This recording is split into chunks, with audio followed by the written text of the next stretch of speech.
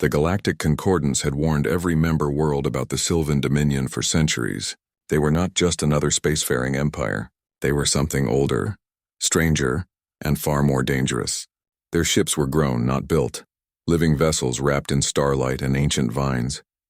Their warriors rode dragons through the void, and their laws were written in blood and song. When their armada appeared above Earth without warning, every defense system on the planet locked on target. Missile silos opened. Orbital cannons hummed to life. The world held its breath. But then something unexpected happened. From New York to Tokyo, from Cape Town to Buenos Aires, people watched the Dominion's arrival on their phones, tablets, and public screens, and they laughed. It started with a single live stream. A news anchor in Chicago tried to translate the Dominion's first broadcast. A tall, silver-haired woman in shimmering armor stood on the bow of a massive ship shaped like a crescent moon. Behind her loomed a creature with wings like solar sails and eyes that glowed like dying stars. She spoke in a voice that echoed like wind through crystal forests. "Peoples of the third planet," she began. "You stand beneath the shadow of the Sylvan Dominion. Your world is now under our protection. Resistance is not permitted. Surrender is your only path to peace." The words were serious. The tone was grave. The setting was terrifying. But then someone noticed her boots. They were pointy, elegant, and covered in tiny glowing runes that pulsed like fireflies. They looked like something from a fantasy fashion show. Within minutes, memes exploded across the internet. "Elf Queen wants my Wi-Fi password," read one. Another showed the dragon photoshopped onto a skateboard with the caption, "Space Dragon, looking for snacks."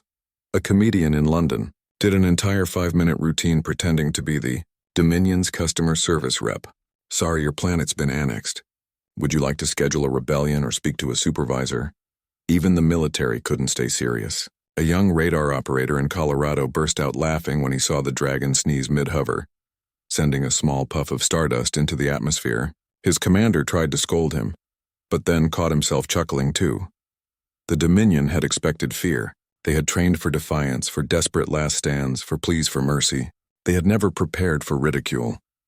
Aboard the flagship Whisper of Yggdrasil, emissary Lyra Vane stood rigid, her hands clenched behind her back. She was the youngest ever chosen to lead a first contact mission. Her bloodline traced back to the founders of the Dominion. She had studied human history for years. Wars, plagues, betrayals, nuclear fire. She knew them as violent, chaotic, and short-lived. But this was not in any report. "Why are they laughing?" she asked softly, her voice barely louder than the hum of the ship's biocore. Her dragon core shifted beside her. He was older than most cities on Earth, his scales scarred from battles across 3 galaxies. He did not speak with words, but with thoughts that bloomed in Lyra's mind like flowers in fast motion. "They do not fear us," he sent. "They see us as strange, amusing." "Amusing," Lyra repeated, her jaw tightening. "We are not here to entertain."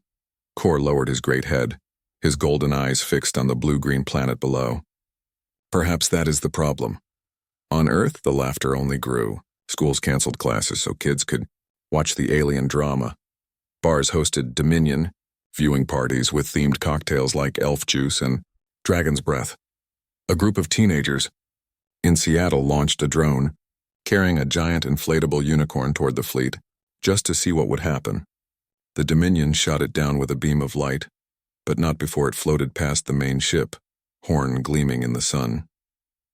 Back at the United Nations Emergency Summit, world leaders struggled to respond. Some wanted to attack, others wanted to negotiate. But every time someone tried to draft a serious message, someone else would whisper, "Should we send them a meme instead?" And the room would dissolve into nervous giggles.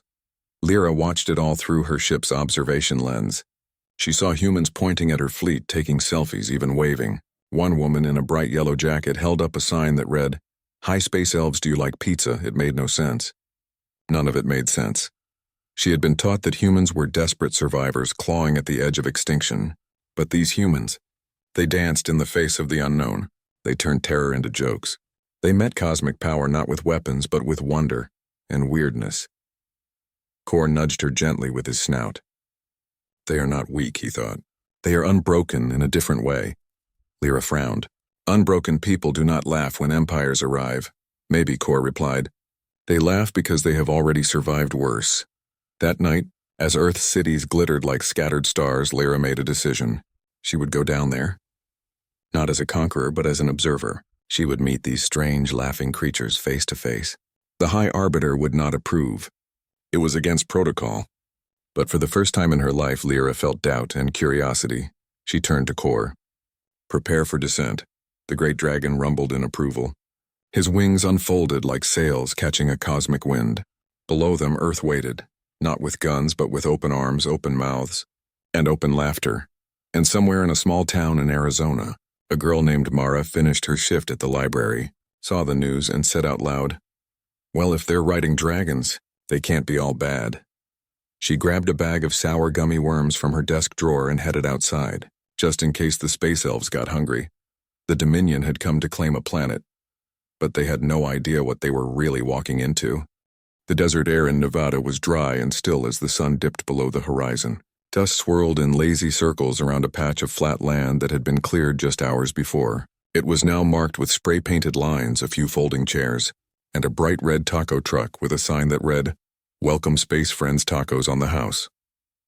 A small crowd had gathered behind a rope line, phones raised, some wearing elf ears they'd bought online, others holding handmade signs like, "Teach us magic" and "Dragons need hugs too."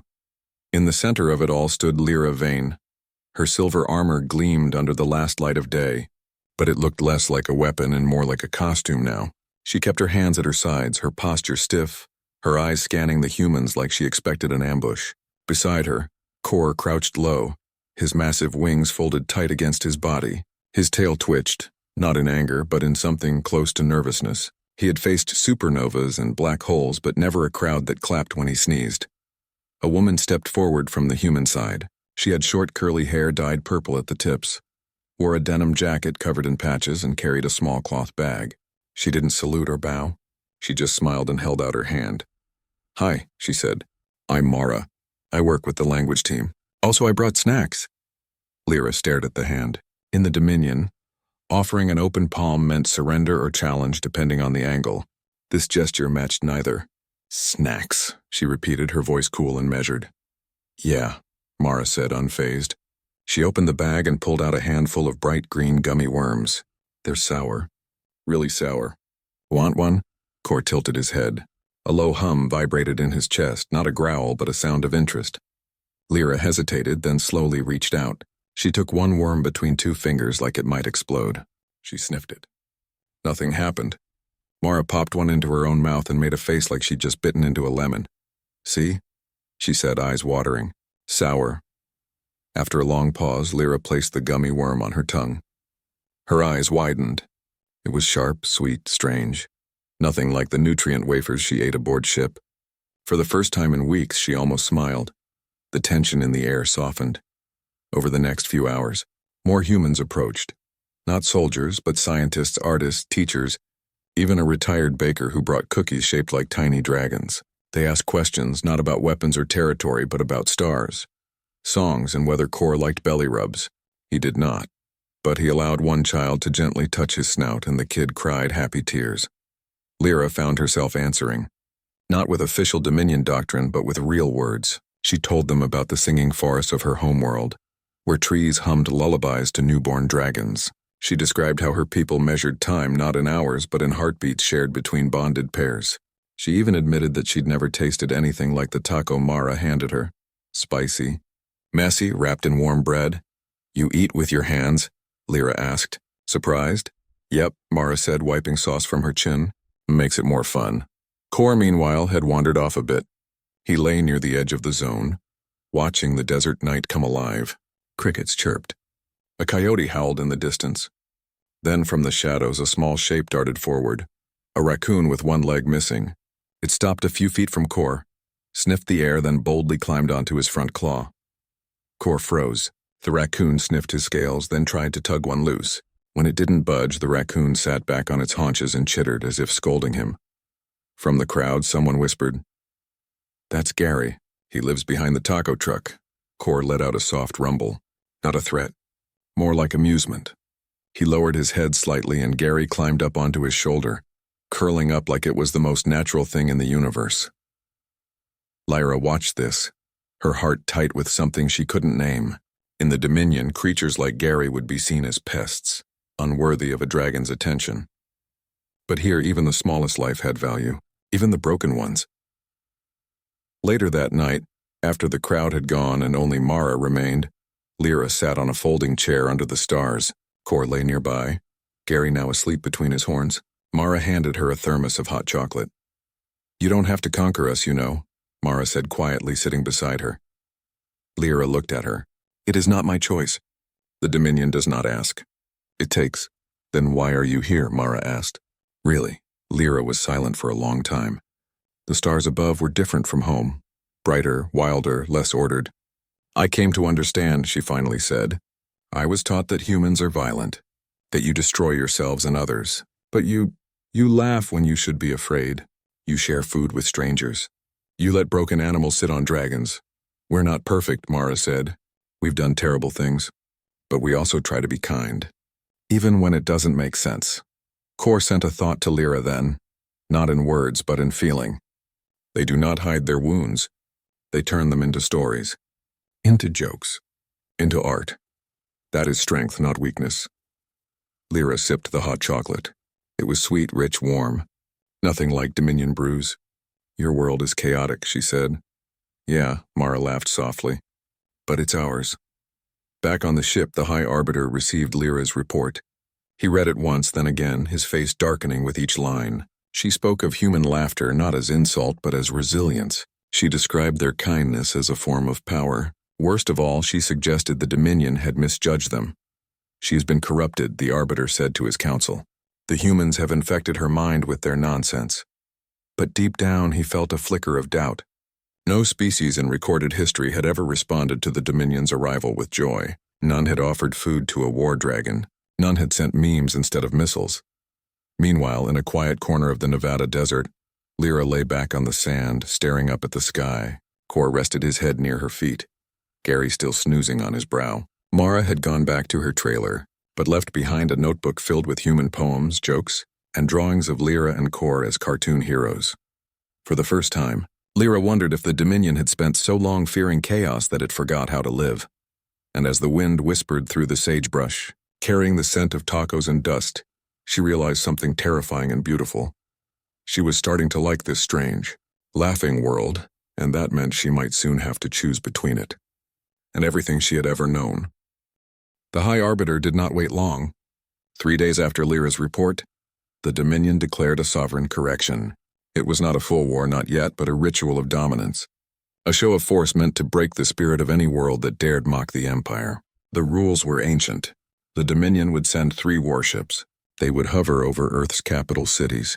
They would issue one final command. If the humans bowed, they would be spared.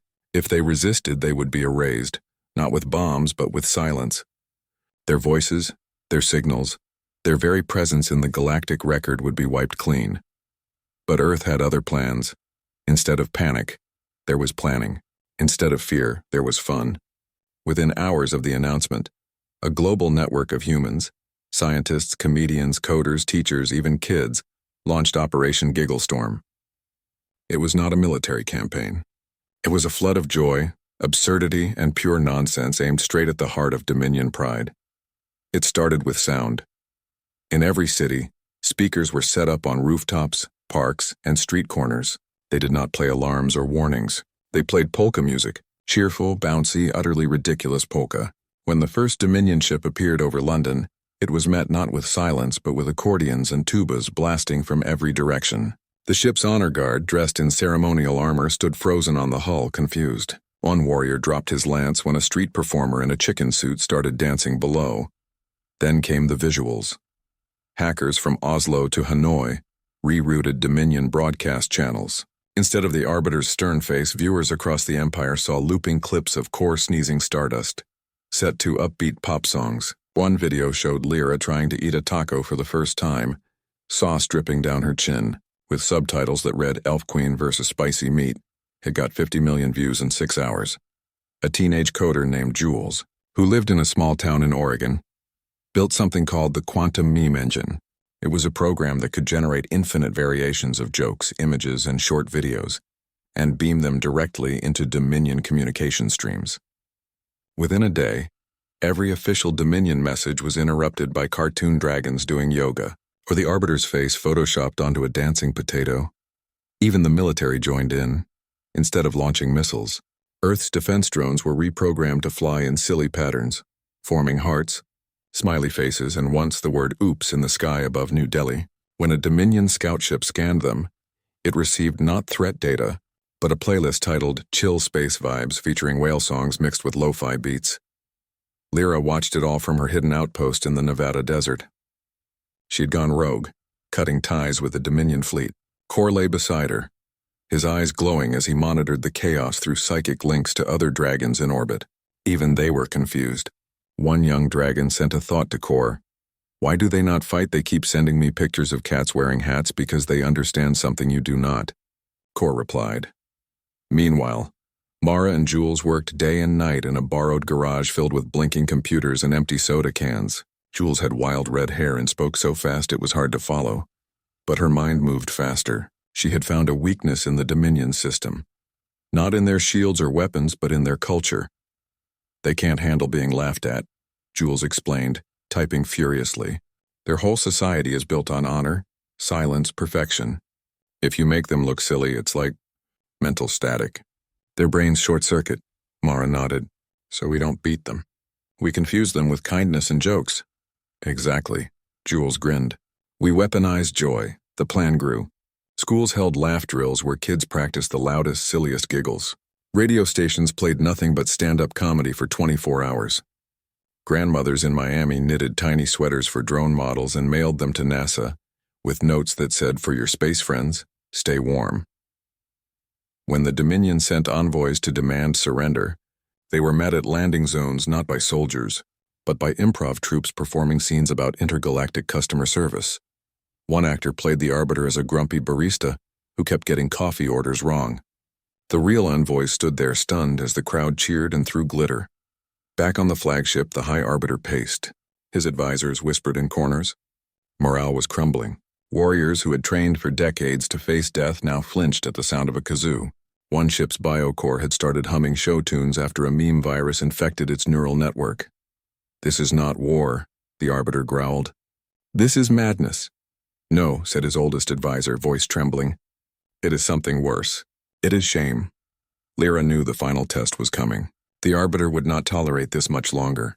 He would either retreat in disgrace or unleash true destruction. She had to act. She met with Mara and Jules under a full moon.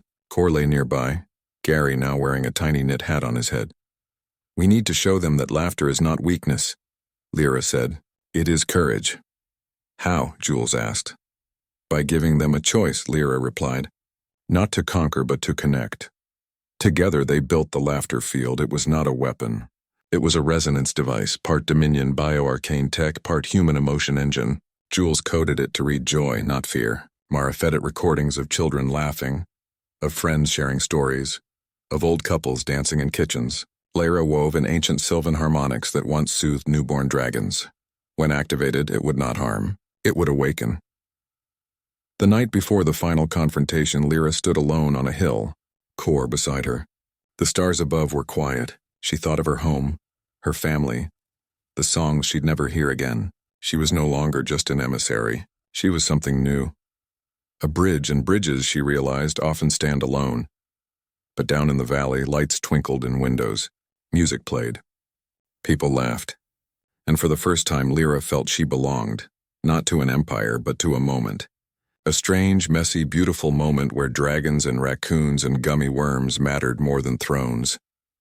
The Dominion would come at dawn, and Earth would meet them not with fire, but with a smile. Dawn came quiet over the Nevada desert.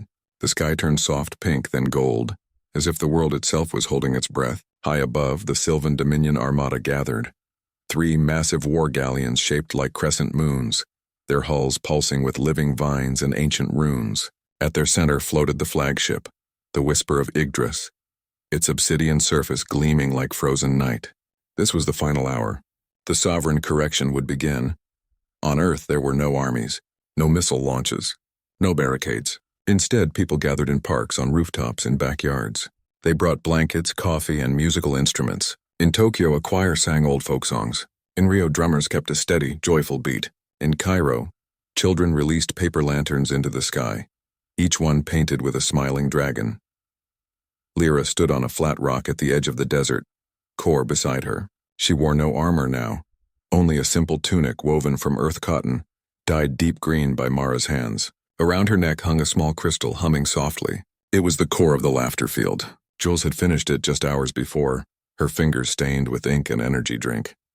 "You sure this will work?" Mara asked, standing nearby, arms crossed against the morning chill. "It is not meant to win," Lyra said. "It is meant to remind." Kor lowered his head. "They have forgotten how to feel lightness," he sent. "This will not hurt them. It will wake them." Above, the Dominion ships began their descent. A deep tone echoed across the planet, not a warning, but a dirge. The sound of final judgment. Cities fell silent. Even the birds stopped singing. Then, from 1,000 hidden speakers, a single note played. It was soft, pure, like a child's laugh caught in a wind chime. The laughter field activated. The resonance spread not through air, but through thought. It bypassed shields, ignored armor, and slipped into the minds of every Sylvan aboard the fleet. It did not attack, it simply opened a door. On the flagship, the High Arbiter stood on the command deck ready to speak the words of erasure, but as the tone touched him, his voice caught. A memory surfaced. His daughter, centuries ago, laughing as she chased fireflies in the Garden of Stars. He had not thought of her in decades. She had died young, and he had buried the memory in duty. Now it returned. Warm, bright, painful. Around him, warriors dropped to their knees, not in pain, but in surprise. One began to chuckle, then laugh, then cry. Another clutched his chest as if his heart had grown too big for his ribs. A dragon rider high in the sky let out a roar that turned into a giggle mid-breath. His dragon, confused, sneezed a puff of stardust that sparkled like confetti. The Dominion had trained for pain, for rage, for fear, but joy, real, unexpected, overwhelming joy, was a force they had no defense against. Lyra watched from below as the ships trembled. Not from damage, but from emotion. The vines on their hulls bloomed with tiny white flowers. The runes flickered, not with power, but with something like wonder. Kor spread his wings and rose into the sky, not to fight, but to meet his kin. As he flew, he sent a wave of calm through the dragon network. "It is safe to feel," he told them. "You are allowed to be soft."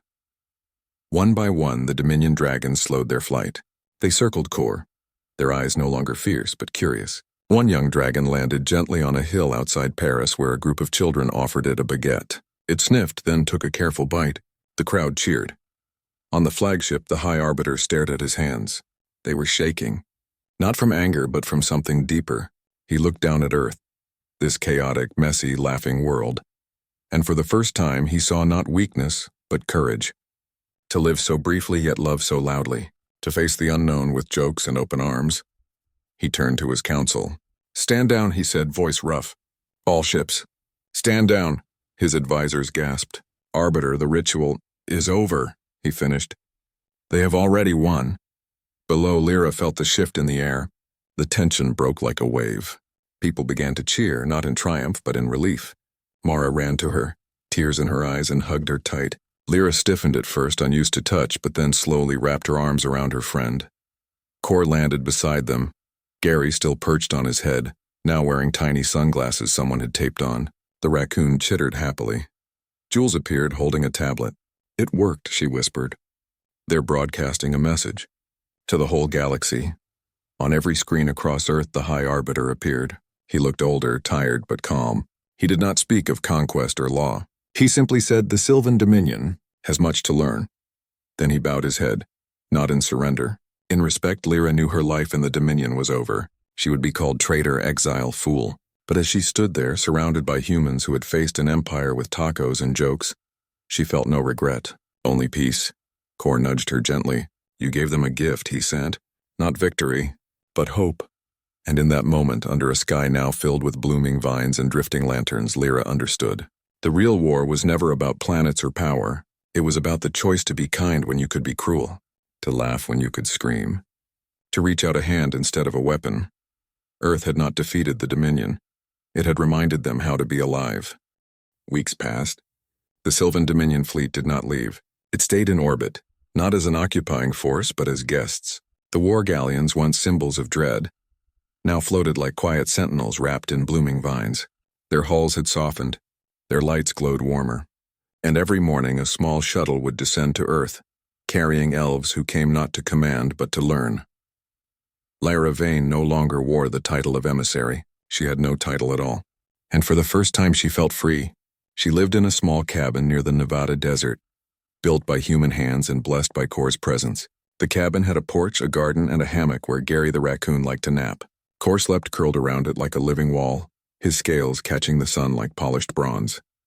Every day visitors came, not just from Earth but from the Dominion. Young elves with wide eyes and nervous smiles brought seeds from their homeworld, hoping to grow singing trees in human soil. Dragon riders landed in nearby fields, shyly accepting offers of coffee and cookies. One elf spent an entire afternoon watching a group of children play tag, tears in her eyes. "They run for no reason," she whispered. "Just for joy." Lyra would sit with them, answering questions not as a representative of Empire, but as someone who had crossed the line between two worlds and found something worth keeping on both sides. Mara visited often. She brought books, music, and sometimes just silence. She taught Lyra how to bake bread, how to knit, how to laugh at herself. In return, Lyra showed her how to listen to the wind in a way that revealed hidden songs, how to speak to plants so they grew faster, how to calm a frightened animal with a single breath. Jules, meanwhile, had become something of a legend. Her quantum meme engine was now used not for war, but for connection. She and a team of elven coders built a new network, a galactic exchange where species could share stories, recipes, jokes, and art. The first broadcast featured a human stand-up comedian telling jokes to a room full of elves. Half the audience didn't understand the punchlines, but they laughed anyway, just to feel the rhythm of it. The United Nations held a special session, not to discuss defense or treaties, but to propose something new, the Galactic Harmony Pact. It was not about power or territory. It was about listening, about sharing, about building something together that no single world could create alone. The High Arbiter attended in person. He wore no armor, only a simple robe woven from star moss and cotton. He sat quietly as human leaders spoke, not of victory but of curiosity. When it was his turn, he stood and said only this: "We came to teach you order. You taught us how to live." After the meeting, he walked alone through a public park in Geneva. Children played nearby. One boy, no older than 6, ran up to him and held out a dandelion. "For you," he said. The Arbiter took it. He had not held a flower in 300 years. He looked at it, then at the boy, and for the first time in centuries he smiled. Back in Oregon, Lyra stood in a quiet forest clearing. Around her sat a circle of human children, their eyes bright with wonder. She was not teaching them magic or war. She was teaching them how to speak to stars, not with commands but with questions, with kindness, with jokes. "Stars like stories," she told them, "especially silly ones." One girl raised her hand. "Do they laugh?" Lyra looked up at the twilight sky. "I think they do." Just very quietly.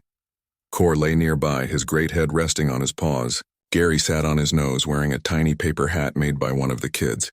The dragon's eyes were half closed, but his mind was open, sending gentle thoughts to the stars above. Thoughts of peace, of play, of shared silence. Far away, on a dozen worlds, changes began. Elven cities added parks where nothing was grown for purpose, only for beauty. Dragons started visiting orphanages, letting children ride on their backs during sunset flights. In schools across the Dominion, lessons now included human poetry, jazz music, and the history of memes. Earth changed too. People looked up at the sky not with fear but with friendship. Telescopes were no longer just for science, they were for waving. Every Friday, communities held galaxy nights where they sent light signals into space, not as warnings but as greetings. The galaxy had expected a war. It got a conversation instead, and in the center of it all stood Lyra. Not as a hero, not as a leader, but as a bridge. She walked between worlds with quiet steps, carrying no weapons, only stories. Kor followed not as a beast of war, but as a guardian of joy. One evening, as the sun set behind the mountains, Mara joined Lyra on the porch. They sat in silence for a long time, watching fireflies dance in the garden. "Do you ever miss it?" Mara asked. "Your old life," Lyra thought for a moment. "I miss the songs of my home, the way the rivers sang at dawn. But I do not miss the silence, the fear of being soft." Mara nodded. "We're glad you stayed. I did not stay, Lyra said softly. I arrived. And in that simple truth, everything changed. Because the Sylvan Dominion had come to claim a planet. But what they found was something far more powerful. A species that could not be conquered. Because it had already learned the hardest lesson of all. That the strongest thing in the universe is not a weapon. Not a throne, not even a dragon. It is the courage to laugh and to offer a gummy worm when the stars themselves come calling.